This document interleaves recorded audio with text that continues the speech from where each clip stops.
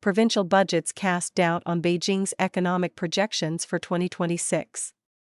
Commentary. Provincial and local government announcements across China stand in direct contradiction to the economic picture painted by Beijing. The central authorities, effectively the Chinese Communist Party, claim that China's economy will grow 4.5 to 5.0% in real terms this year. This shows a slight downgrade from the 5% growth claimed for 2025 and for the year before. Meanwhile, local authorities are looking for considerably slower growth over the next 12 months and are cutting their budgets accordingly. They paint a much more troubled economic picture than has Beijing, implicitly if not in so many words. Provincial governments, citing among other things the knock-on effects of China's ongoing property crisis, have cut back markedly on revenue expectations for the current year. They have accordingly also warned about debt pressures.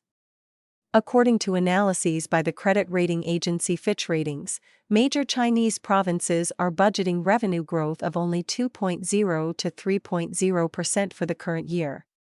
According to Fitch, some 23 Chinese provinces, regions, and municipalities have openly discussed revenue shortfalls and flagged the need to prioritize debt repayment over growth-enhancing investments, especially the off-balance sheet debts they incurred in past years to get around official debt limit guidelines imposed by Beijing.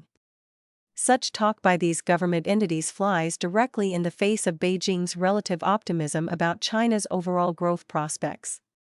Actually, the same contradiction was true last year, casting doubt on whether the official 2025 economic growth number coming out of Beijing and the CCP accurately reflected reality.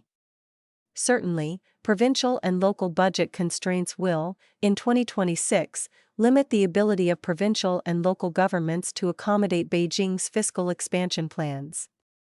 According to Fitch's intelligence and analyses, most of these smaller government entities have abandoned even speaking of broadly stimulative policies. They will try to accommodate Beijing by focusing only on the targeted policies emphasized by the planners, which, among other areas, include technology, artificial intelligence, and biomedical investments.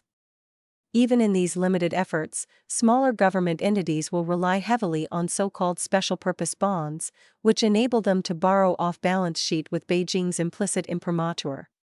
Nor is Fitch alone in its analyses or conclusions. According to the Hong Kong-based independent research firm Gavkal Dragonomics, the revenue shortfalls will heighten the need for provincial and local governments to seek Beijing's direct support, thereby exaggerating the already existing trend in financing decisions away from local control and toward centralized decision-making in Beijing. There can be little doubt that toward the end of this year or early in 2027, Beijing will proudly announce that China's economic growth hit the 4.5 to 5.0% target set for it by the central planners.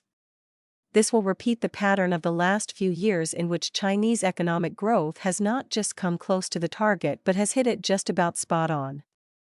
Anyone who has done any economic forecasting will tell you that targets and forecasts that come close to reality are a major success. When they are spot on, there is reason to suspect the version of reality being presented.